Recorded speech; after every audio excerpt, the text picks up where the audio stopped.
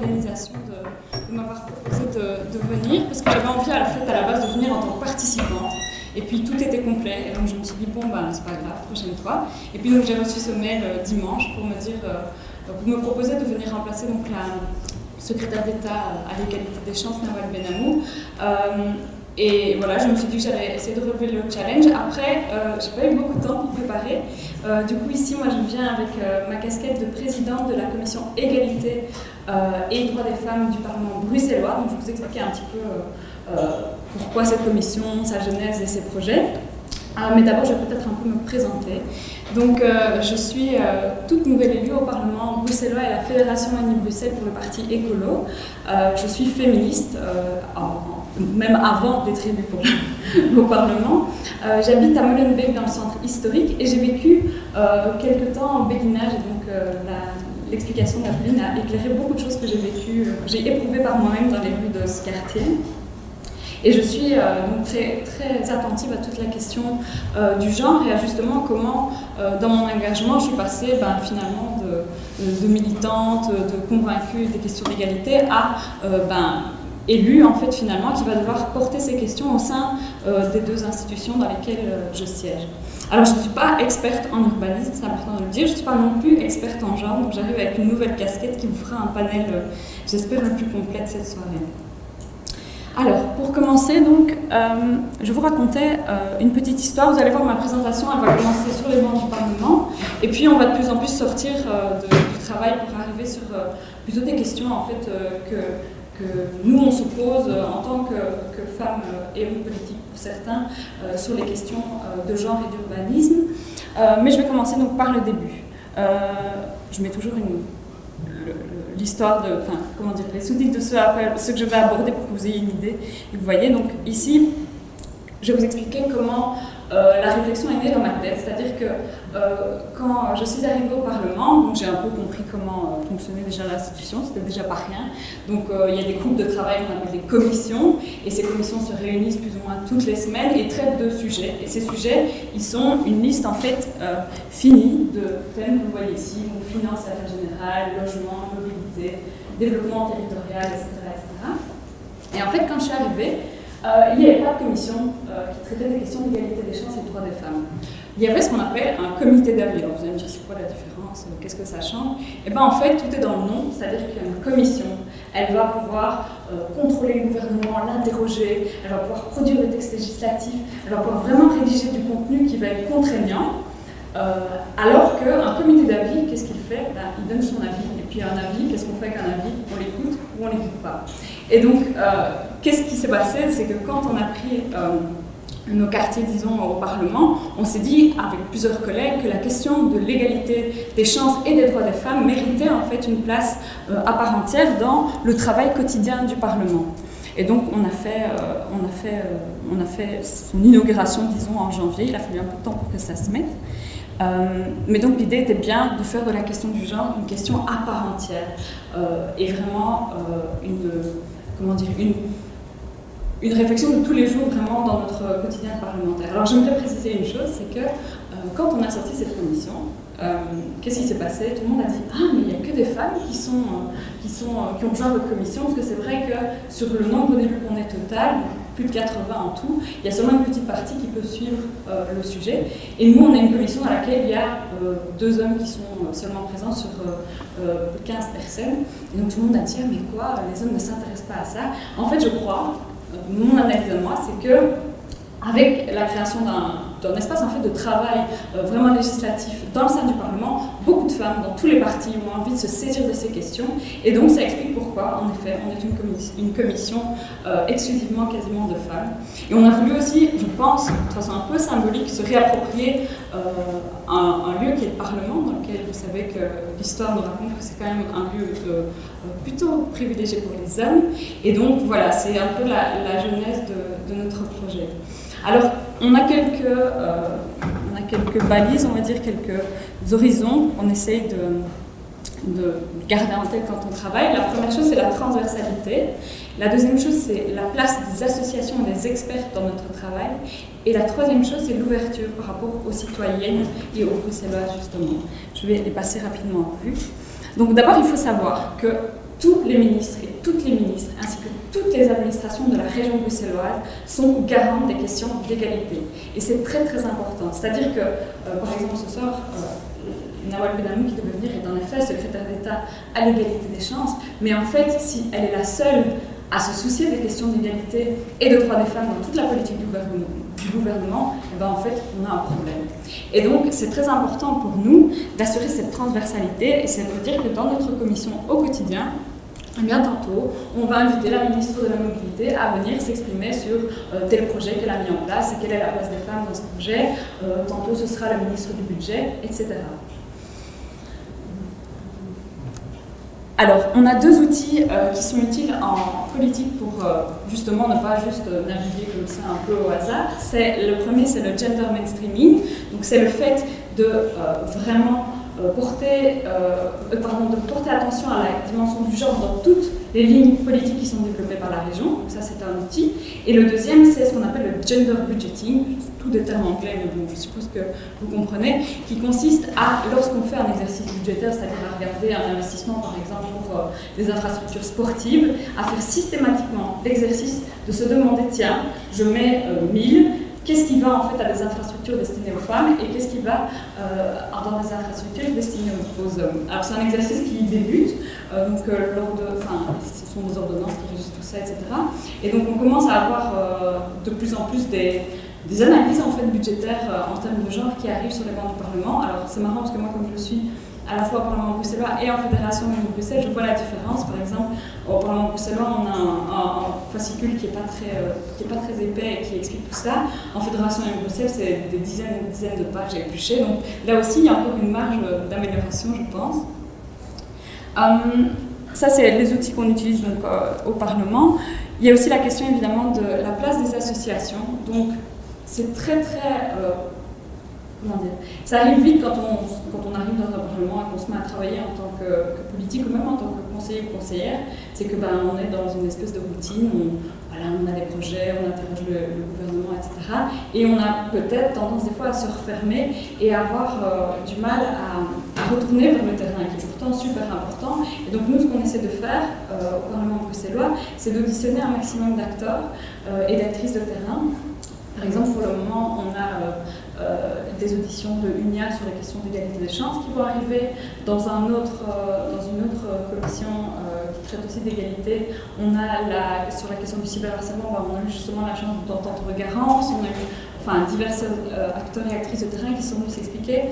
Et donc c'est vraiment très très important que les acteurs soient associés et même de façon plus institutionnelle. Et là c'est plutôt à titre personnel que je m'exprime, mais je pense que lorsque par exemple en Fédération Wallonie-Bruxelles il y a un plan droit des femmes qui est élaboré, et il y a des sièges, des places physiques qui sont destinées à accueillir des experts et des experts sur les questions de droits des femmes. Et moi ça me semble être assez important et c'est une dynamique qu'on défend, en tout cas qu'on essaie de défendre au quotidien dans nos travaux.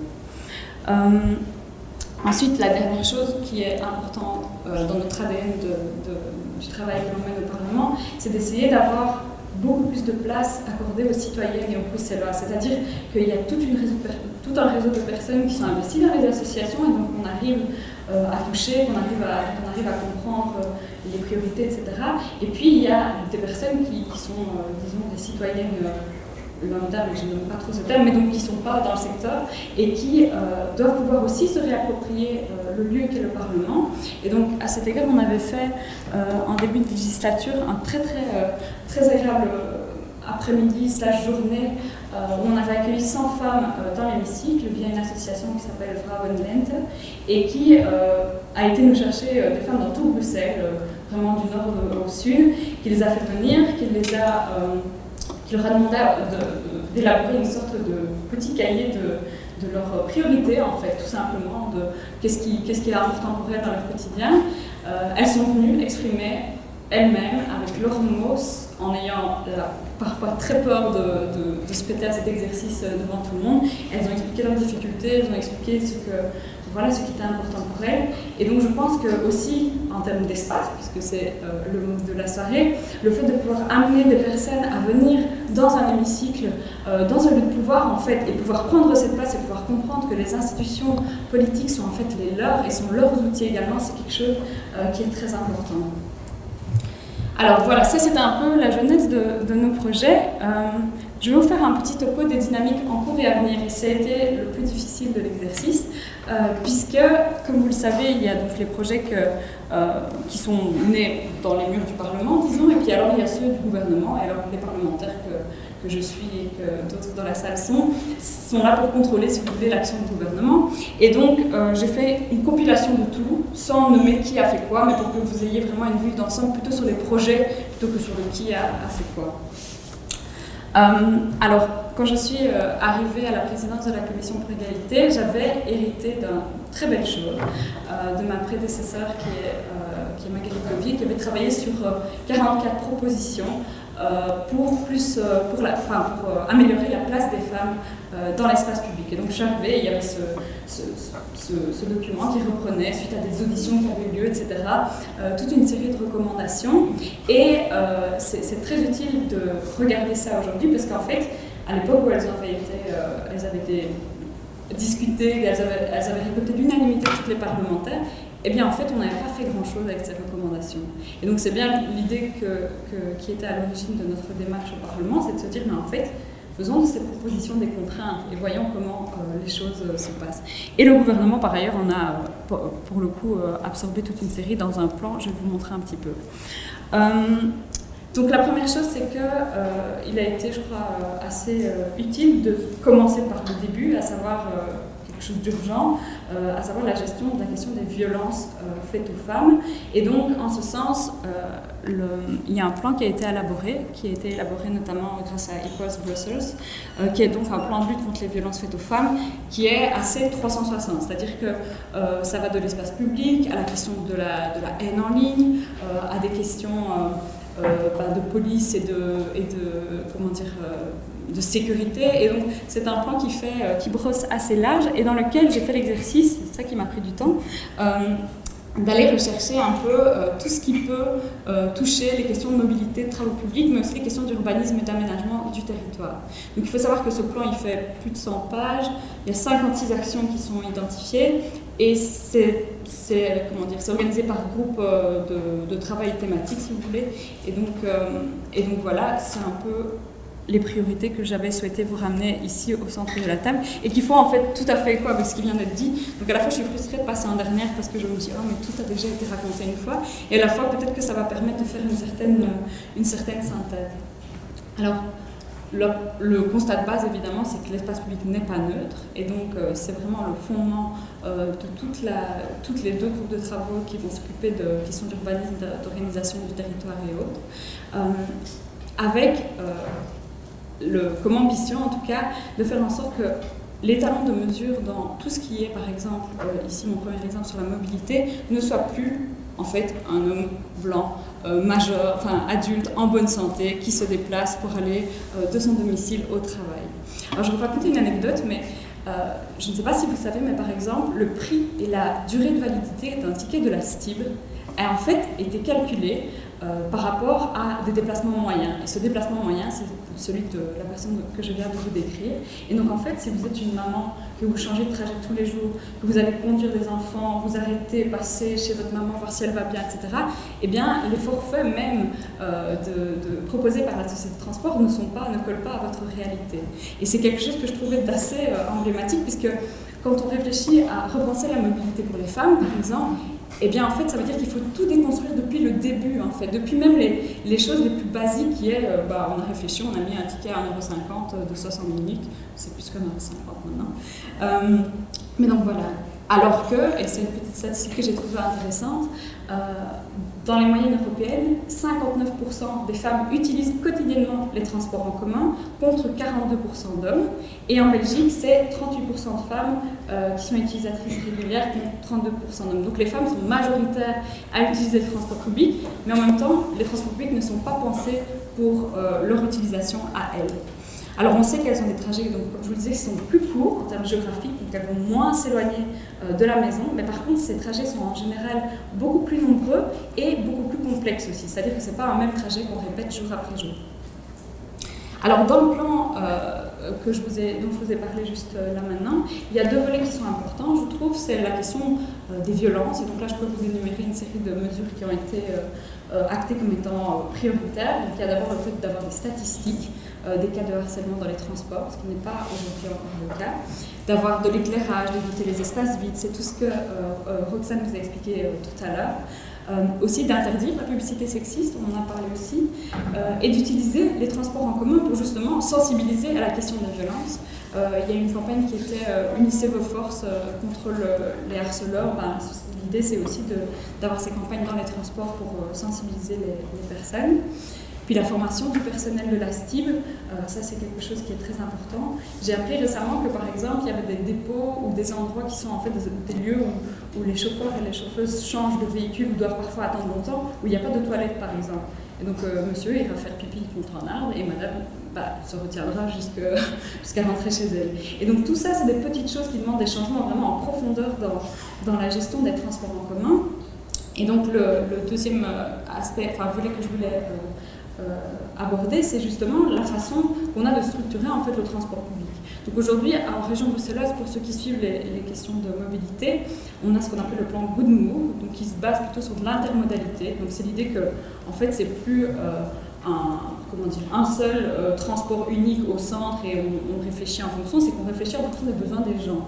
Et donc, on va enfin pouvoir aussi réfléchir en fonction des besoins des femmes particulièrement, ce qui, je trouve, est une inversion un peu de la logique qui est intéressante. Voilà. Alors, dans les chouettes idées que je remets parce que d'autres en ont parlé, il y a aussi le fait d'avoir des visites exploratoires des nouvelles infrastructures de la STIB, par exemple, qui est quelque chose d'évidemment souhaitable, parce que qui mieux que des femmes pourront dire si cet endroit leur est accueillant ou pas. J'ai parlé de l'augmentation des travailleuses à la STIB, etc., ça je le dis. Et puis alors, j'avais envie de faire un petit focus parce qu'il y a une chouette étude de ProVélo qui est sortie récemment. Quand on parle d'intermodalité, mais il y a aussi la question du coup de ce type de déplacement à vélo, vélo cargo et autres. Alors évidemment, ce n'est pas accessible à toutes, ça c'est sûr, mais en tout cas, on sait qu'on pourrait faire augmenter la proportion de femmes qui utilisent le vélo de façon régulière, que ce soit pour aller au travail ou pour leur loisir. Et donc, l'étude de ProVélo, je vous la conseille vraiment si vous avez un peu de temps, parce qu'elle est vraiment très très bien faite. Va cibler toute une série en fait, d'obstacles à l'utilisation du vélo pour les femmes. Le premier étant l'insécurité sur les voiries, le fait aussi que le vélo tel qu'il est pensé aujourd'hui ne permet pas tous ces déplacements dont vous parlez avec tantôt des courses, tantôt des enfants, etc. Voilà. Et alors il y a une chose aussi que j'ai notée dans le plan et qui est assez intéressante, c'est le fait de pouvoir donner cours à des personnes qui ne savent pas rouler à vélo, parce qu'il y a aussi beaucoup de femmes qui ne savent pas rouler pour le coup. J'ai eu la chance dimanche pour la journée sans voiture de participer à un atelier de formation à Molenbeek où il y avait des dames qui se sont présentées parce qu'elles ne savaient pas rouler. Et en fait, c'est quelque chose auquel on ne pense pas, mais forcément, si on veut que plus de femmes utilisent le vélo, il faut qu'elles sachent rouler et qu'elles soient à l'aise pour le faire. Alors, deuxième élément du plan qui me semblait fondamental, c'est le fait de penser la ville par, j'insiste, et pour les femmes. C'est-à-dire que le règlement, l'urbanisme à Bruxelles est régi par un règlement régional, donc ça c'est quelque chose, c'est un document assez strict, dans lequel il commence à y avoir des éléments liés à la dimension du genre, et notamment par exemple la question de la visibilité dont Roxane a parlé tout à l'heure, au besoin d'avoir une vue dégagée, etc. Mais il y a aussi toute une série de choses, on l'a vu avec Apolline, qui sont en fait des règles empiriques qui, dans la pratique, font qu'on n'arrive pas à faire que les espaces soient inclusifs pour les femmes. Et donc là, il y a la volonté de construire une charte qui va rassembler toutes les recommandations et qui va pouvoir être vraiment quasiment une checklist des choses à suivre si l'on souhaite que l'espace public soit inclusif. Alors, on a parlé de la question de la lumière, de la question du revêtement des sols, la question aussi des espaces, de quels espaces sont destinés à quelles activités. J'ai beaucoup aimé l'exemple du terrain de jeu de ballon au milieu d'un grand parc qui prend en fait 90% de l'espace et puis le reste se passe à la périphérie. Et alors, l'avantage que je voulais souligner par rapport à ça, mais il a été dit aussi par les autres, c'est qu'on sait qu'un endroit où les femmes se sentent bien, où il y a une vraie mixité, est en fait un endroit où tout le monde va se sentir bien. Alors, dans les choses très concrètes qui vont normalement voir le jour suite à ce plan, donc pendant les années qui viennent, il y a des modules de formation à destination des services publics régionaux d'urbanisme. C'est assez important, on en a parlé. Alors on parlait juste avant l'exposé du fait qu'en fait c'est difficile aussi, parce qu'on dit on veut des formations, mais a-t-on des formatrices? Pas beaucoup, donc il faut aussi agir à ce niveau-là, et ça c'était un peu la petite pensée. Le fait que l'aspect genré sera pris en compte aussi dans les procédures d'octroi de permis d'urbanisme et qu'il y aura des analyses d'impact par genre de tout nouveau projet. Voilà. Ça, c'est un peu les recommandations que j'ai ressorties. Je vous l'ai dit comme ça. Et puis, il y a quelque chose qui me tient à cœur aussi, on en a peu parlé ce soir, mais c'est la place finalement un peu symbolique des femmes dans l'espace public. C'est-à-dire qu'aujourd'hui, on est invisibilisé en tant que personne qui se déplace, mais aussi en tant que femme. Ça veut dire pour moi que quand 3 fois par jour j'entends à la radio qu'on parle du tunnel Léopold, de la place Rogier, etc., forcément ça fait écho en moi à des hommes connus, célèbres, qu'on a voulu récompenser en donnant leur nom à des espaces publics. Et donc tout ça va forcément participer à un sentiment de... je ne sais pas si c'est vraiment un espace pour moi, il n'a jamais porté de nom de personnes qui me ressemblent. Et donc il y a eu un recensement intéressant qui a été fait par une association sur le nombre de rues de femmes, de rues qui portent des noms de femmes ici à Bruxelles, et donc on est à 6% de l'espace public qui porte des noms de femmes. C'est vraiment, vraiment très très peu. Et donc il y a un premier projet qui a vu le jour, qui est donc le changement du tunnel Léopold pour lui enlever ce nom et lui donner un nom de femme. Alors il y a eu beaucoup de critiques sur le fait que c'était un tunnel, et je me suis fait la réflexion au départ aussi. Et puis en fait j'ai compris que d'un point de vue pratique c'était très facile, parce qu'en fait il n'y a personne qui habite dans le tunnel, donc on ne doit pas commencer à faire des études pour savoir si les gens vont être dérangés par ce changement, renumérotation, etc. Et donc c'est un peu la première pierre d'un processus plus large qui vise à justement améliorer et à agrandir la visibilité des femmes dans l'espace public. Et alors le processus est participatif, ce que je trouve est aussi assez intéressant. Alors dans le reste des travaux, parce que ici je vous ai parlé de ce qui concernait un peu le thème de la soirée, mais on parle aussi en commission de tout ce qui est en lien avec les femmes et l'emploi, les femmes en politique, les femmes détenues, les femmes sans toit, etc. etc. Pourquoi c'est important? Parce qu'on a vu dans tous les exposés qu'en fait l'espace public est une partie qu'on traite aujourd'hui, mais d'un problème qui est beaucoup plus large, on l'a dit. Est-ce que les femmes ne sont pas en fait toujours un peu vues comme étant celles qui doivent être à la maison, quelle place est-ce qu'on leur donne dans le monde de l'emploi, etc. Et donc c'est vraiment l'idée d'avoir une approche la plus transversale possible. Donc ça bouge, mais ce n'est pas du tout parfait, évidemment. Et il y a encore, selon moi, beaucoup d'écueils qu'il faut pouvoir éviter. Alors le premier, c'est qu'il faut un équilibre entre du court terme et du long terme. C'est-à-dire que pour le moment, on s'est beaucoup concentré sur la question des violences. Donc, par exemple, on a sorti un dispositif d'alerte en pharmacie en cas de violence intrafamiliale. Donc si vous êtes victime de violences, vous pouvez vous présenter auprès de votre pharmacien pour signaler le problème, et lui va prendre en charge et vous rediriger vers les services adéquats. Donc ça, c'est bien. Mais ce qui est aussi important, c'est de pallier en amont à tous ces phénomènes. Et donc, j'aimais beaucoup la formule d'Apolline qui parlait de mesures stratégiques, mais c'est ça en fait. Et c'est vraiment avoir un équilibre dans les politiques publiques qui vont essayer de résoudre le problème à sa base, et aussi traiter toutes les violences, toutes les questions de discrimination qui sont aujourd'hui au quotidien. Un autre risque, c'est le niveau de pouvoir. Alors, je ne vais pas vous faire un cours d'institutionnel, et puis par ailleurs je ne suis pas sûre d'être la meilleure personne pour le faire, mais c'est vrai qu'en Belgique le découpage des compétences fait que les choses sont très très très compliquées. Il faut directement devoir se coordonner avec d'autres niveaux de pouvoir, etc. Moi je m'en suis rendu compte de façon très empirique au quotidien, lorsque je voulais par exemple interroger un ministre ou une ministre sur une question, et bien tout de suite dans les réponses c'était « ah oui mais c'est le collègue du fédéral, etc. » Et donc ça c'est c'est un effet très pernicieux. Et donc ce qui s'est passé, c'est que les personnes qui ont dans leurs compétences les droits des femmes et les questions d'égalité ont décidé de travailler ensemble dans ce qu'on appelle des CIM, ou des conférences interministérielles. Donc c'est toutes les ministres en fait des droits des femmes qui se parlent. Et je pense que c'est un risque qui peut du coup être un peu évité par ce type de dynamique. On a aussi vu une augmentation du nombre de femmes ministres, ce qui est aussi un signe important dans le traitement de ces questions-là. Et puis alors la dernière chose, c'est des fois, les politiques publiques sont mises en place et on ne regarde jamais dans le rétroviseur. C'est-à-dire qu'on va dire, ok, on va faire tel aménagement, par exemple, pour faire en sorte que ce parc soit plus accueillant pour les femmes. Et puis, on ne va pas retourner voir ce qui se passe vraiment. On ne va pas avoir, je ne sais pas moi, des petites études statistiques ou des petites études même qualitatives de discussion avec les gens. Et donc ça, c'est quelque chose d'important. Dans le plan, vous retrouverez, dans le plan d'analyse, vous retrouverez à chaque fois des explications de comment justement elle envisage cette question-là. Mais donc, ça me paraît être quelque chose d'important pour justement pouvoir voir une évolution. En tout cas, on espère la plus positive possible.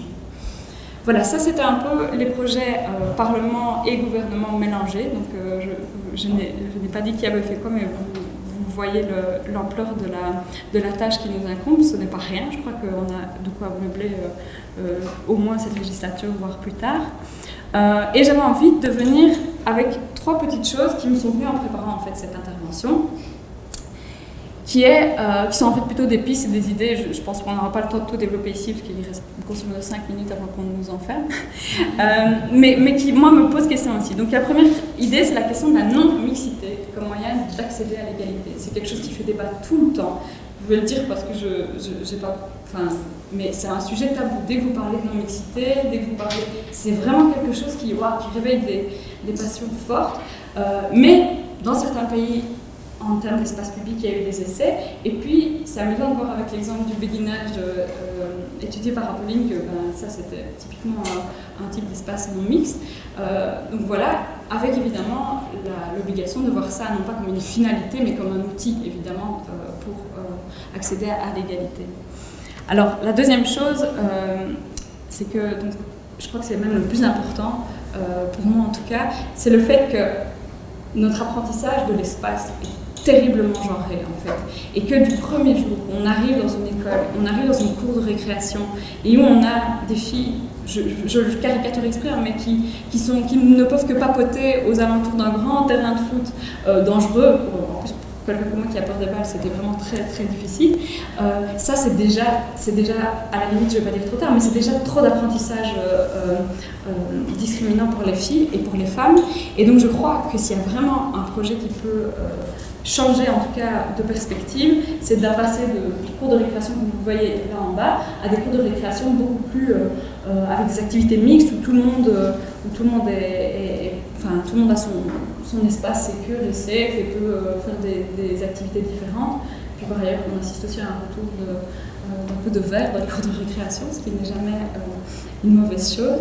Et alors la dernière chose que je voulais amener ici, c'est qu'en fait, on a un autre espace public qui se développe de plus en plus et dans lequel les femmes non plus ne sont pas les bienvenues, c'est l'espace numérique. Alors je sais que ce n'est pas un espace physique, on ne peut pas le toucher, ce n'est pas exactement comme la place du village, mais cela dit, en termes de place que prennent les femmes dans la société, ça me semble être quelque chose d'important.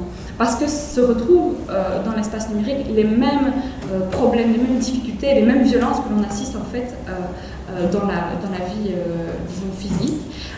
Et donc je crois qu'il y a aussi un parallèle à faire entre le fait qu'en effet, quand je traverse la place communale de Molenbeek à 1h du matin, j'essaie de me faire un peu oublier, avec le fait que quand je suis sur un réseau social et que je m'y exprime, j'essaie un peu à certains moments de me dire « Waouh, mais si je parle trop, on me fait la remarque, etc. » Et donc je crois que les mécanismes, en tout cas, sont assez similaires et que là aussi, il y a énormément de travail à faire pour donner leur place aux femmes aussi dans l'espace numérique. Voilà, c'était beaucoup de choses d'un coup et voilà, j'espère que vous avez appris des choses et je vous remercie pour votre attention.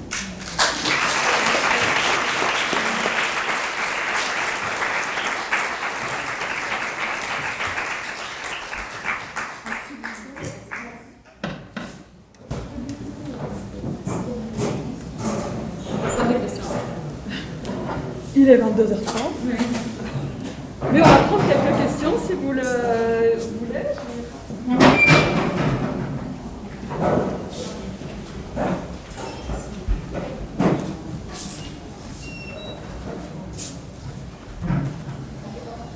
Sinon, tu peux pas.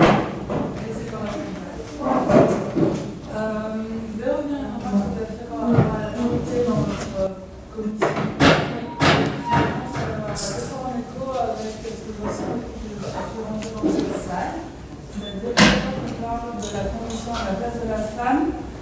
La présence des hommes est vraiment moindre. Et donc, je voulais savoir comment vous analysez ça et surtout quelle solution vous pouvez proposer pour, je ne sais pas si c'est les toucher, les inclure ou faire de la place de la femme aussi une histoire d'homme. Pour qu'on avance. Je suis complètement d'accord avec vous. Il y a deux choses pour moi qui me sont venues à l'esprit en écoutant votre question. La première chose, c'est que c'est normal et c'est même en fait très simple que des femmes aient envie de travailler à l'amélioration de leurs propres conditions. Ça, c'est une chose. Et donc, par exemple, nous, dans le cadre du Parlement, il y a un nombre défini de sièges qui doivent être occupés. Ça aurait été vraiment très dur à entendre. On dit ah mais non, madame, tu ne viens pas, mais on va appeler monsieur à ta place. Ça, je crois que dans les espaces où c'est comme ça, avec un nombre limité, c'est pas envisageable. Et puis ça rejoint aussi un peu l'idée, selon moi, c'est ne me libérez pas, je m'en occupe. Je l'ai vu passer sur une des slides tout à l'heure. Donc c'est vrai que les femmes sont plus investies de ces questions-là. Elles mettent aussi une énergie, je ne sais pas si c'est plus fort ou quoi, mais en tout cas, on a l'impression que ça avance quand même un peu plus vite quand les femmes sont là, mais il y a un travail, et c'est dommage que ça repose toujours sur nos épaules à nous de femmes, mais d'aller sans cesse dire non mais tu sais cette question du genre c'est important, je sais que tu es dans cette commission économie où on parle d'emploi et de choses d'hommes très importants, mais c'est important. Et donc ça c'est vrai que c'est un peu le casse-tête de notre vie au Parlement, c'est comment on arrive à faire en sorte que les gens ne sont pas du tout sensibilisés le soir. Et en fait, la réponse actuelle que j'ai n'est pas la meilleure puisque c'est évite-les. Et donc ça, c'est un peu compliqué. C'est pas tout l'espoir de solution ce que je viens de dire. Mais...